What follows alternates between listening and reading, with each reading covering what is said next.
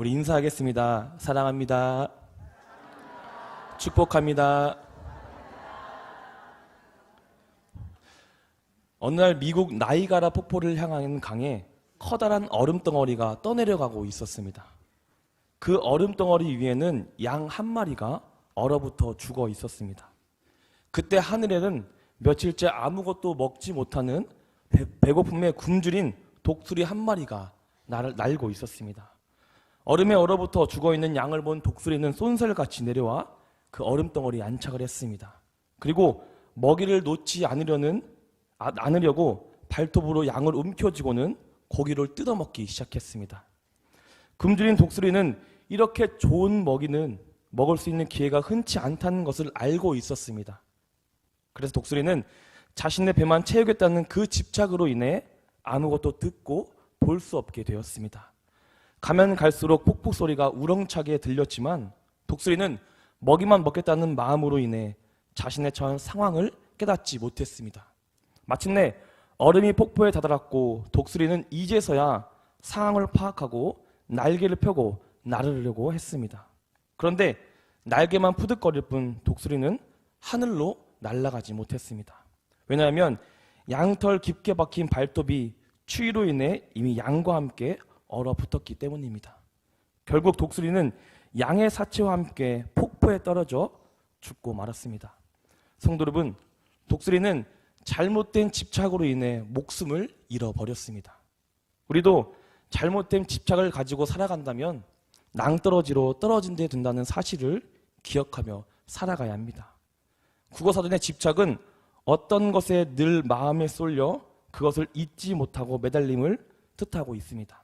예를 들면 돈에 대한 집착이 있다면 돈에 늘 마음이 쏠려 있어 돈을 잊지 못하고 매달려 평생을 돈만 바라보며 살게 된다는 것입니다.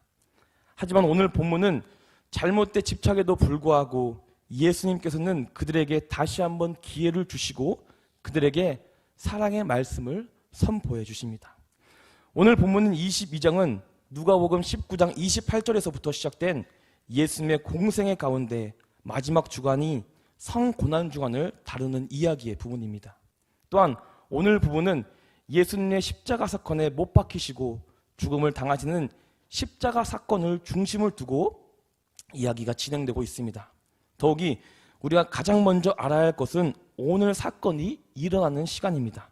우리 1절을 제가 읽어드리겠습니다. 유월절이라 하는 무교절이 다가오매. 아멘.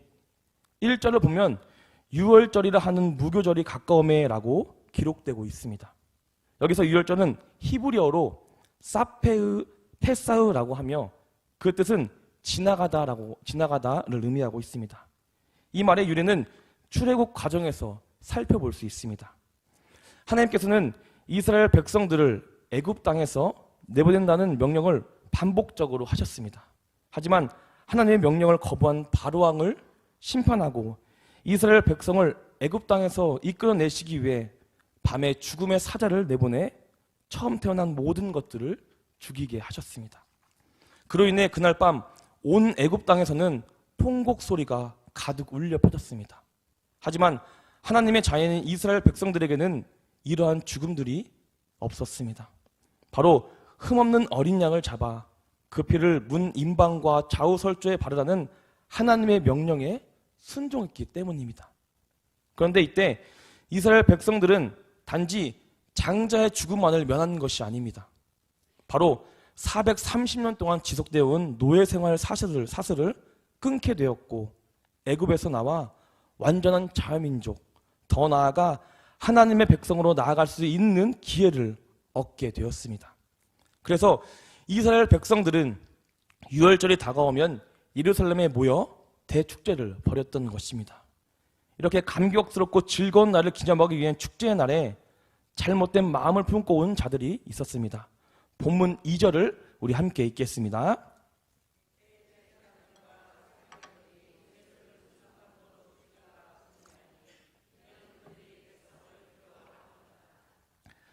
지금 예수님을 죽이려 계획하는 자들은 일반적인 백성이 아닙니다.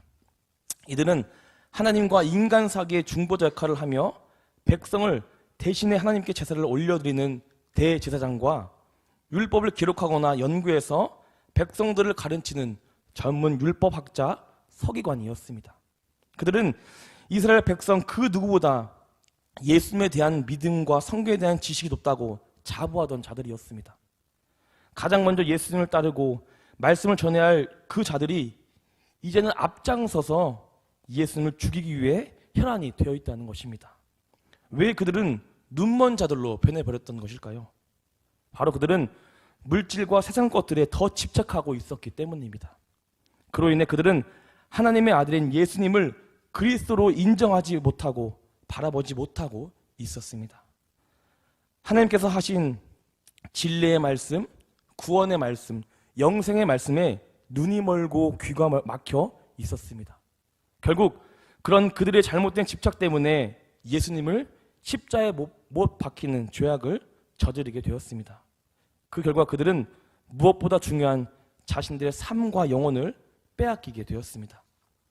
또한 본문에 물질과 세상 것들에 집착했던 또 다른 사람을 설명하고 있었습니다. 바로 가롯 유다입니다. 유다는 예수님의 12제자 중 한 사람이었습니다. 그는 돈의 괴를 맡을 정도로 누구에게나 신뢰를 받던 자였습니다. 심지어 가롯 유다는 예수님의 공생의 초기부터 12제자 가운데 뽑혀 3년 동안 예수님과 동거동락했던 인물이었습니다. 한때 다른 제자들과 함께 파송되어 주님께서 주신 권능으로 마귀를 쫓아내고 병을 고치며 복음을 전하기도 했습니다. 하지만 유다도 결국 세상과 물질에 더 집착하여서 아무 죄도 없으신 예수님을 팔아넘기는 죄인의 길로 걸어가게 되었습니다. 이렇게 세상의 것에 더 집착한다면 어떻게 되는지 성경은 우리에게 말해주고 있습니다. 본문 3절을 함께 읽겠습니다. 12 중에 하나인 가롯인이라 부르는 유다에게 사탄이 들어가니. 아멘. 가롯 유다는 물질과 세상 것들에 더 집착하게 되었습니다. 그로 인해 믿음의 빈틈이 생겼고 그 마음에 죄가 들어가 눈과 귀를 멀게 하여 예수님을 은 30냥에 팔고 나가버리는 죄인으로 만들어버렸습니다. 그렇습니다. 우리가 예수님이 아닌 다른 것들에 집착하게 된다면 죄가 우리의 마음에 자리 잡히게 됩니다. 그로 인해 죄의 먹잇감이 되고 결국 사탄이 우리의 영을 지배해 우리가 하나님의 백성임을 잊게 만들어버립니다. 우리가 물질과 세상의 것들에 더 집착하여 살아간다면 세상의 것들로 만족하며 살아가게 될 것입니다. 그렇게 살아가다 보면 우리의 삶에 교만과 자만이 그 사이를 비집고 들어와 자리를 잡고 결국 하나님께 받았던 그 은혜를 잃어버리고 하나님을 오해하고 의심하고 자신의 욕심과 욕망을 추구하며 죄를 따르는 자가 된다는 것입니다. 사탄이 우리 삶에 들어오게 되면 우리의 믿음이 흔들려 못할 일이 없게 됩니다. 양심도 수치심도 모든 것들이 사라져 인간의 모든 도덕적인 면이 사라지게 됩니다. 평상시에는 생각하지도 못한 악한 일과 추한 일도 거침없이 우리는 행하게 된다는 것입니다. 사탄은 우리 주위를 돌아다니며 우리가 집착하고 있는 대상이 무엇인지를 유심히 살핍니다. 그리고 그 집착이 예수님이 아니라면 우리의 죄성을 부추기며 더 큰 죄로 우리를 이끌어 나갑니다. 우리가 집착하고 있는 것이 그것을 통로로 삼아 우리를 더 큰 죄로 심화시켜 나간다는 것입니다. 바로 가장 대표적인 예가 선악과 사건입니다. 하나님께서는 아름다운 에덴 동산을 창조해 주셨고 아담과 하와를 그 동산에서 편히 살게 하셨습니다. 하나님께서는 모든 것을 다 허락하셨지만 단 한 가지 선악과를 먹지 말라고 말씀하셨습니다. 그래서 아담과 하와는 하나님께서 허락하는 많은 것들을 누리며 먹으며 살아갔습니다. 하지만 하와가 세상 것들에 더 집착함으로 인해 사탄의 유혹을 받게 되었고 그 말에 넘어가 결국 불순종으로 선악과를 먹게 되었습니다. 심지어 자신의 남편까지 죄를 범하게 하는 죄의 통로로 나아갔던 것입니다. 성도 여러분, 결국 잘못된 집착은 순종의 삶이 아니라 불순종인 즉 죄인의 길로 살아가는 자로 만들게 됩니다. 이렇게 가면 결국 하나님과의 관계가 단절되고 누리던 모든 것들을 누리지 못하고 고통과 고난 속에 살아가다가 하나님의 심판을 처참하게 맞이하게 될 것입니다. 성도 여러분, 그리스도인은 구원자이신 예수님만을 바라보며 예수님께서 가신 그 길을 따라가는 사람들입니다. 그리스도인들은 예수님의 음성에만 반응하며 예수님께서 걸어가신 그 길대로 삶의 방향을 걸어가는 백성입니다. 우리가 주님을 더 집착한다면 주님의 말씀에 눈과 귀를 고정하며 스스로 매일매일 반성하며 살피게 될 것입니다. 그로써 말씀으로 나를 항상 점검하며 이제 세상에 대한 집착을 약하게 할 뿐만이 아니라 결과적으로 물질과 세상 것들의 집착으로 인해부터 우리는 해방되게 될 것입니다. 예수님께 집착함으로 인해 우리는 물질과 세상의 노예가 아닌 주님의 아름다운 자녀의 삶을 살아가 주님께서 주시는 축복과 은혜를 평생토록 누리며 살아가게 됩니다. 산적교회 성도님께서는 이러한 것들을 기억하며 예수님에게 마음이 쏠려 예수님을 잊지 못해 예수님께 매달리는 하나님의 자녀가 되기를 간절히 소망하겠습니다. 이제 사건의 장면이 유월절 만찬의 준비로 넘어가게 됩니다. 앞선 본문은 물질과 세상에 집착하는 자들과 그 집착으로 인해 마음이 사탄에게 빼앗겨 죄를 범하는 내용이었습니다. 하지만 이제 이러한 상황 속에서 보여주는 예수님의 모습이 성경에 기록되고 있습니다. 본문 7절부터 13절까지를 교독하시고 우리 마지막 절을 함께 읽겠습니다. 7절입니다. 유월절 양을 잡아 무교절 날이 이른지라.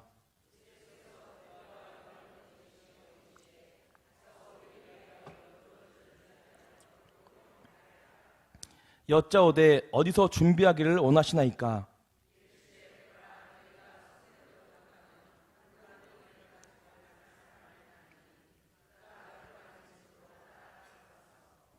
그 집 주인에게 이르되 선생님이 내게 하는 말씀이 내가 내 제자들과 함께 유월절을 먹을 객실이 어디 있겠느냐 하시더라 하라.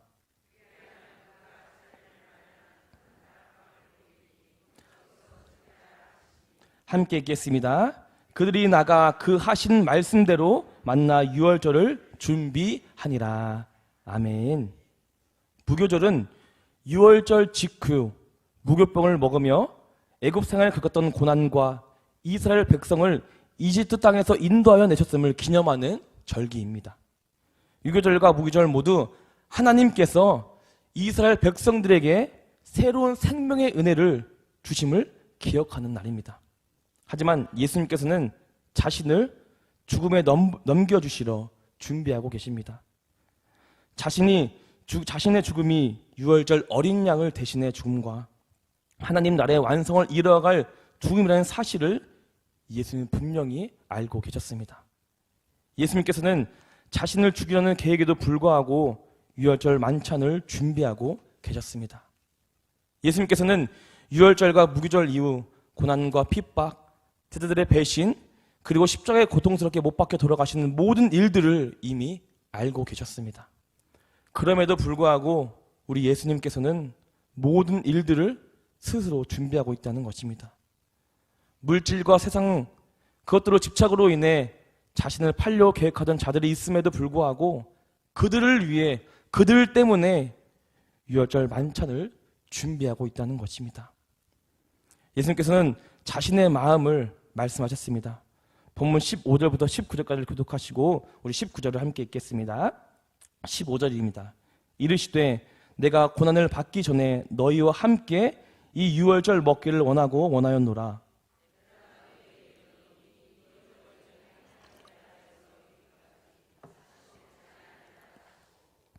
이에 잔을 받으사 감사 기도하시고 이르시되 이것을 갖다가 너희끼리 나누라.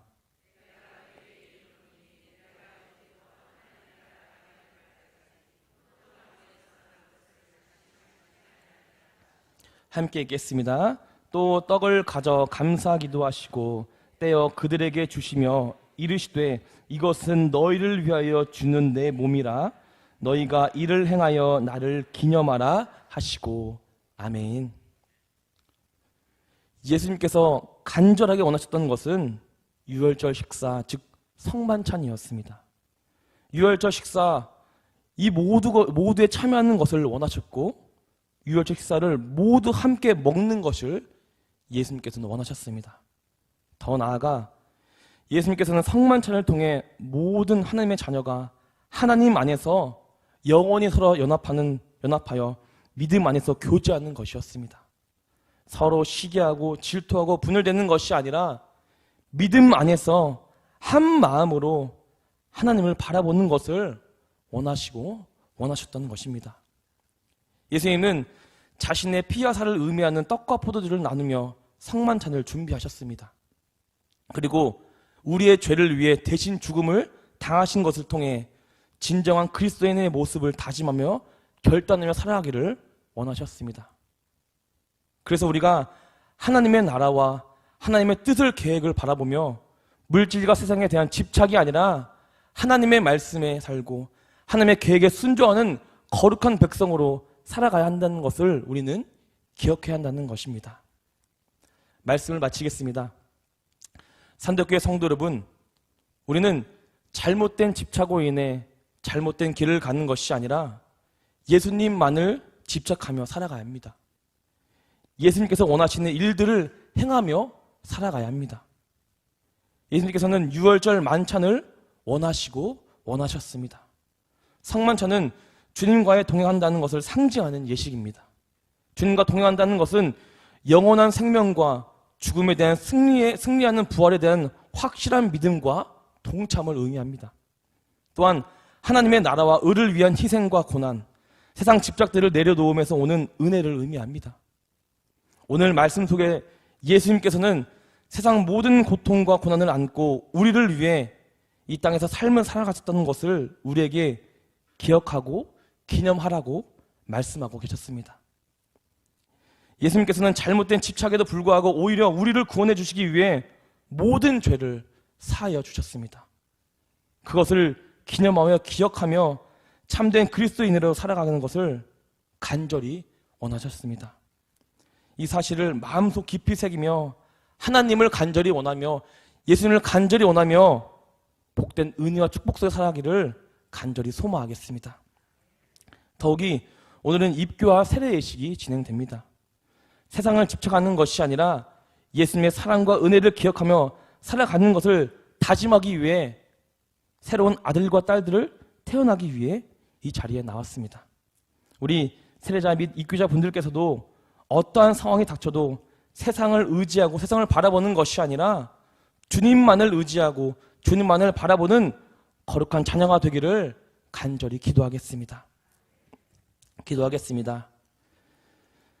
하나님 아버지, 오늘도 저희 가운데 말씀을 선포해 주심을 감사드립니다. 우리가 잘못된 집착으로 인해 눈과 마음이 닫혀 주님을 잃어버리지 않게 인도하여 주시옵소서. 세상을 원하고 세상을 바라보는 것이 아니라 주님만을 바라보며 주님과 같은 삶을 살아갈 수 있도록 동행하여 주시옵소서.